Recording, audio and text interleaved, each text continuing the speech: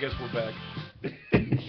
Not as exciting now that we don't have Paulie Malignaggi on here. Let's go through the past fights. I was gonna Paulie say, let's not Malignaggi have against another Juan segment. Diaz. Well, officially, Juan Diaz won the 12-round decision over Paulie Malignaggi. 118 to 110, which is a really awesome score. Whatever. 116, 112, and 115, 113. Diaz moves on down to 35 and 2 with 17 knockouts. Malignaggi moves down to 26 and 3 with 5 knockouts. So can I use We're not talking about them anymore. Bert Sugar's line of hope he didn't trip over his seeing eye dog on the way out of the ring? No, you can't use that line. Okay. Junior lightweight action. Robert Guerrero, the Ghost, wins a 12-round unanimous decision over Malcolm Klassen. Wins a junior lightweight championship of the world. Scores 117, 111, 116, 113, and 116, 112, all for Guerrero. See, that's the problem. They just got the scorecards with the Malignaggi fight backwards. I don't know. This was a decent fight as well. Clausen looked a lot better than what I thought he actually was. I had never really heard of him before, but he came into this fight and proved to me he could fight. He'll probably gain a couple fights out of this loss because he looked pretty good against the Ghost even though he lost.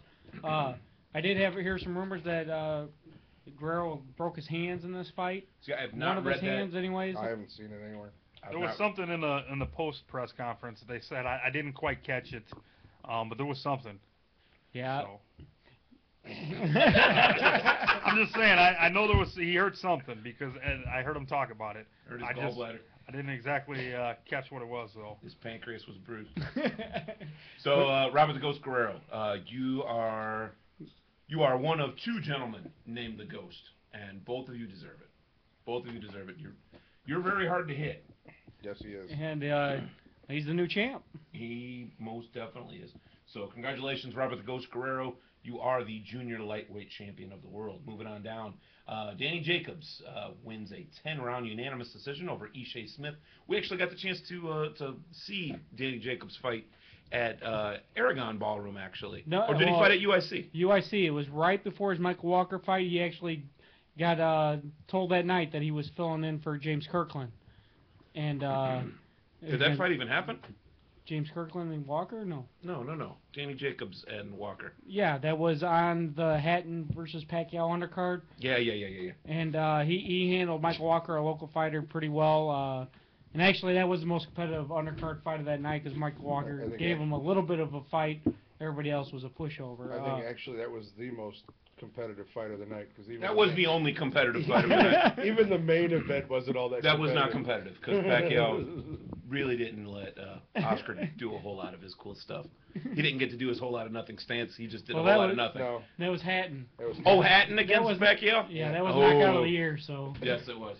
All right, I need to stop drinking, or I need to drink more. Ishe Smith, you remember him from the Contender? Yeah, he was the favorite to win Contender 1. And, did I get that much right? Yeah, he was the favorite in that first Contender and did not win. But he's still, I mean, he's a big guy, and Jacobs had a little bit of trouble. They had a lot of late punches, after the bell, but it ended up going. He kept getting hit after the bell, and the first time it was like, okay. After about the third or fourth time, Jacobs he's got his gloves. He's like pounding them together, like, get the hell out of my way, ref! I want to hurt him. I want to hurt him. It didn't happen, but oh man. So we've got that.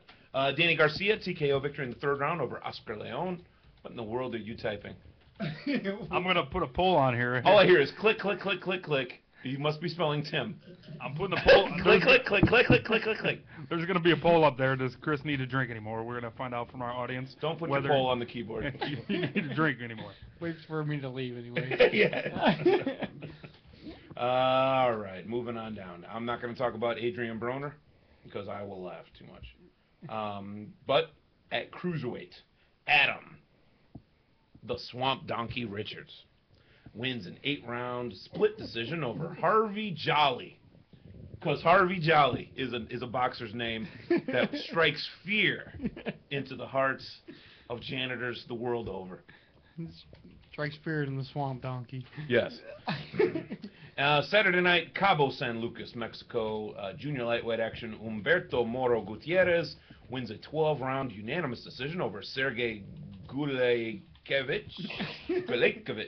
Wins a vacant interim junior lightweight championship of the world. Gulekevich fought in Cabo. Must be a native. He wins the vacant interim junior lightweight championship of the world, 116 to 110, 115 to 111, and 113 to 113. So that was not a unanimous decision. That was a majority decision. Pardon me. Very, very rough fight. This one was not televised. I did not get the chance to see it. Dan Raphael was very impressed with it, though. Strawweight action, Raul Garcia, a draw after 12 rounds with Sammy Gutierrez. He retains his strawweight title after that draw. And Saturday night in Budapest, Hungary, because when I think boxing, I think Budapest. Robert Stiglitz, TKO victory in the 11th round over Karoli Balze. He wins a super middleweight championship. Yep, I said that. Balze. And last Friday night, Oliver McCall won a 10-round unanimous decision over Franklin Lawrence, 97 to 93 and 96 to 94 twice. And of course, David Estrada knocked out what was his name? Chris Gray or Chris Gray. Chris Gray, yes. And I believe it was the third round at Chicago's UIC Pavilion. Was it third or fourth round? It was like fifth round. Fifth round? I thought it was earlier. I just did the write-up earlier. Yeah, I believe it was the fifth, maybe even the sixth.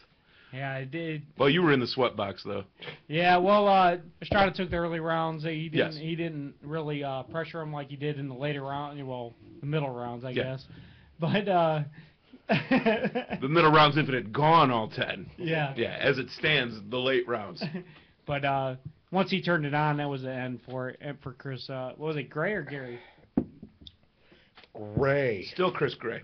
Gray. Has not changed. Like it was 5 minutes ago. But as soon as he started pressing Chris Gray, he took him out pretty quickly. Wait, is it Gary? Uh, All right, let's go ahead and take a break. Let's go ahead and take a break, and Nestor is going to come right back with all the fights that are going to be getting us through the next couple of weeks. This is your Bolo Punch Boxing Hour. We'll be right back at you. Generation Insurance Family, serving Indiana families for over 80 years, is a member of both